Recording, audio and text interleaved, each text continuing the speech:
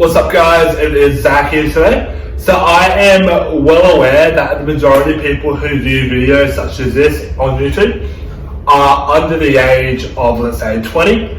And what I wanted to do today was to create a video which is really targeting that demographic, and it kind of talks to how someone at a young age, in their teens or early 20s, can create wealth and build wealth for them that can go towards the future. So I want to split this into two parts. The first part is going to be more career and general advice as to how to build wealth. And then the second part is going to be financial tips such as investing. So my first thing I want you guys to do is to invest in your own education. And what I mean by that is I believe that you truly can't become successful in what you want to do until you really learn about from those people who are successful in that field already. So what I would recommend is to read two books. One of them is Think and Grow Rich by Napoleon Hill. The second is How to Influence People and Win Friends. These two books I think are really great. The first one, which is How to Grow Rich, is really about the mindset of how people in the past decade have become rich and whatnot. I talked about this in our last video. And the second video, which is How to Influence People and Win Friends, is about the way that you interact with people and whatnot. And I find that a lot of people in the workplace don't actually know the proper and correct way of interacting with people and really, discussing how they feel and whatnot. And then, especially if you're a boss, I feel like that book would help you immensely. And the tips in both of those books, I feel like I'm going to use the rest of my life. I feel like they're really applicable to anyone, especially in any business related subject and whatnot. I feel like they'd be amazing and whatnot. So my second thing is quite basic, but I feel like it needs to be said. You need to be making money right now in order to be building wealth. Whether you're at college, high school, or you're out of high school looking for full-time work, you have to be able to get some type of job in there for you to make some money. So if you're at high school or college, you can go out and get a part-time job during the summer, or you can do it while you're at college. Like right now, I'm a bartender while I'm at university. And I feel like that for you is a really good way for you to get money and whatnot, and for you to be able to start looking into something that you like. I feel like it's really great that you need to try everything when you're young in order to really understand what you like. And say, be a bartender, be a shopkeeper, work in retail. Try everything you can. Try sales. I feel like sales itself is monumental in how it can actually help you prepare you for the outside world and how you can talk to people. My third piece of advice is to follow people that you want to do and to just figure out what you want to do. So in the future, you obviously have a career choice in mind, and I feel like that's really important for anyone to really have a future goal which they would like to achieve in whatnot in their career. And I feel like that's always been really important, and for me that's always been a massive thing. But I feel like those goals change and whatnot as you develop and how you actually feel like you actually like something. Like for me, I used to really want to be a lawyer, and I even did law I was doing law at university. I went 6 months in and realised that I hated it. I feel like you need to actually get experience in something that you're doing. So you need to first figure out what you're doing. Anyone in the world can do that. There's Google, YouTube. There's a whole heap of stuff out there that can help you try and find what you can do and whatnot. Second thing is, once you find out what you want to do, just do it. Whether or not that's real estate and whatnot, you can always, whether or not you're ready or you feel like you are ready and you're able to actually do it, just do it. You'll get better, whether that's in something like YouTube or whatnot. I feel like just throwing yourself into the deep end and figuring out how to swim is sometimes the best option. And then the third thing in that little subsection is to find someone who is already doing it and shadow them for free. So I feel like this is really important. As I said before, I feel like you can't find out how to be influential and really good in whatever you want to be if you don't know someone who already is, or you don't figure out how you can do that. So I feel like shadowing someone or becoming an apprentice or whatnot is a really perfect way of doing that and figuring out how you can actually do it. I feel like you're always going to be, jumped to the side and whatnot, but don't just send a random person a DM on Instagram, send them a professional email and, put yourself out there. And, even if you put yourself out there, you're going to get a hell of a lot of no's before you get a yes. But eventually there will be someone who says yes, and that will be all worth your while and help you tremendously in the future. My fourth thing is to try and take risk when you're young.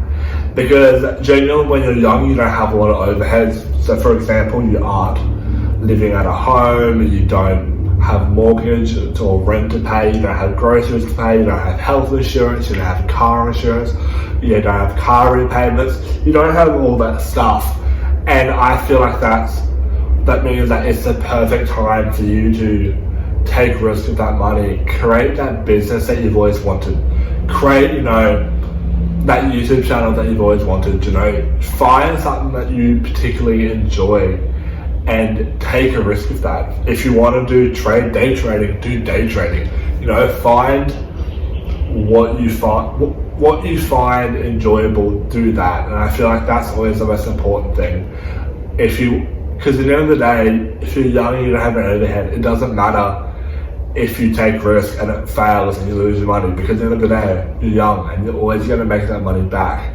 It's different if you're 30, you got 2 kids and a wife and you need to pay your mortgage.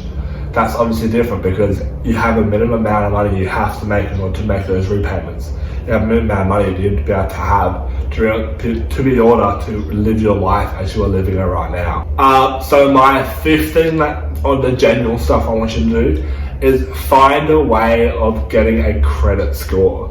So what I mean by this is get a credit card. Whether you're under the age of 18, you can find a way, you can get your parents to co-sign or something like that, or you're above the age of 18, get a credit card, and then just put $10 to $20. It doesn't need to be a hell of a lot. I myself just use my card for my grocery shopping, and because I find that if I just use my grocery shopping, which is $70 to $60 a week, that's enough for me to be able to create a credit score which I can use for the future, and I can use in order to get a good interest rate in my house in the future. And I feel like that's a really important thing, and a lot of people underestimate how much a good credit score actually means for a bank and whatnot for when you need it.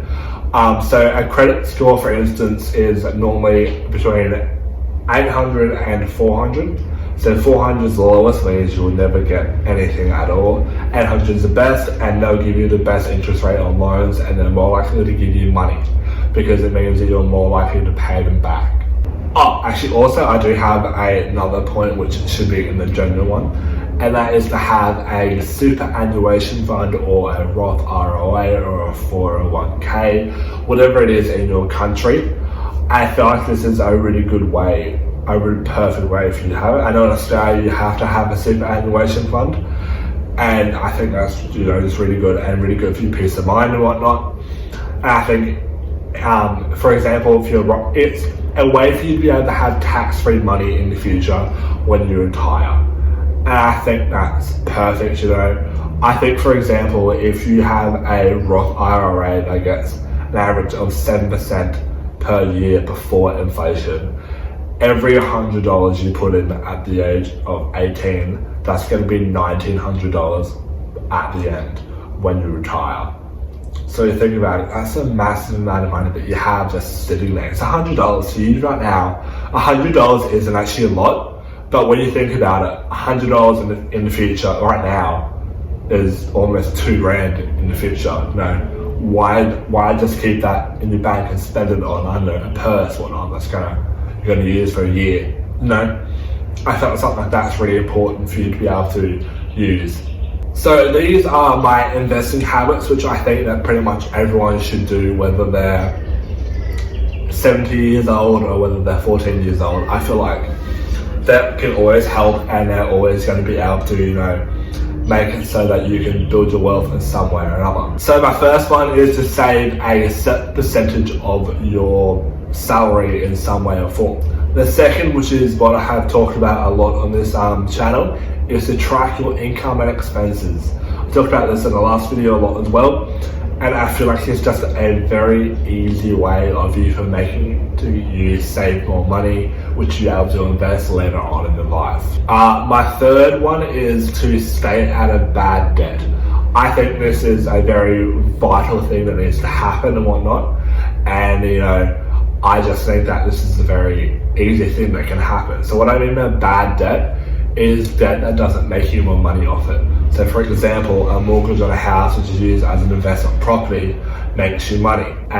But however, a credit card, which has $1,000 worth of debt on it with a 20% interest rate, isn't going to make you money, because that's giving you what you have to pay an extra $2,000 every year. That's horrible. That's just bottomless endless pit of money that's coming out of your pocket for no reason. You just get rid of that debt as soon as possible, or you just don't have it straight away. And what I mean by it, there's a lot of people say when they think of credit cards that they're horrible things, but they're actually really good if they're used correctly.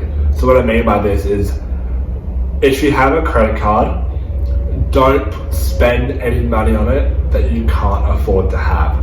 So what I mean by it is, if you're spending $20 on, a computer part, whatnot, you need to have that $20 in your bank for you to be able to pay it off before the time elapses that you need to pay it. Because that's going to help your credit score, and it's also going to help, what you're doing and whatnot, your finances. My fourth point is to invest consistently over your lifetime. I think this is a really important thing, as I think cost averaging over your lifetime is really good. For example, I just put $100 into my stocks every week. I don't look at it, I just put it into a random stock that I already own, and it doesn't matter. I don't care about the price, I don't care about where it is at the moment.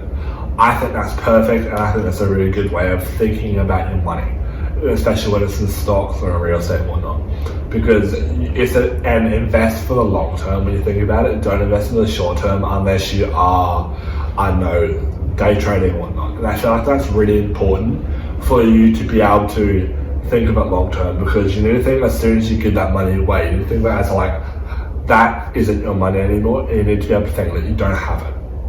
I think it's really important, because a lot of people, when they start investing and whatnot, I know especially I do this as well, but when you do your first trade and whatnot, and then you see it going down and whatnot, it's a crap feeling for you to be able to feel, and you're thinking, oh no, I'm horrible at this, whatnot. Just don't think about that money as you actually having it right now. Think about it as that money is something that's going to be used in the future, and remember it in 20, 30 years after that compound interest, has actually taken a hold. I think it's really important, because compound interest when you're young is a massive thing. The difference between starting to invest at the age of 18 and the age of 30 is massive, and I feel like a lot of people are more at that age of 30 area. And I think that's kind of horrible for those who are doing it, because they're missing out on all this pretty much free money for you just putting it down and doing nothing with it. I feel like a lot of people don't have the knowledge of how to actually invest properly. But yeah, guys, I think that is everything for today. I really hope you guys have all enjoyed. This is a really good video for me, and I feel like it's going to really target the audience, and I hope you guys have all enjoyed. Please hit that like button and subscribe. It would really help the channel, and I'll see you guys next time.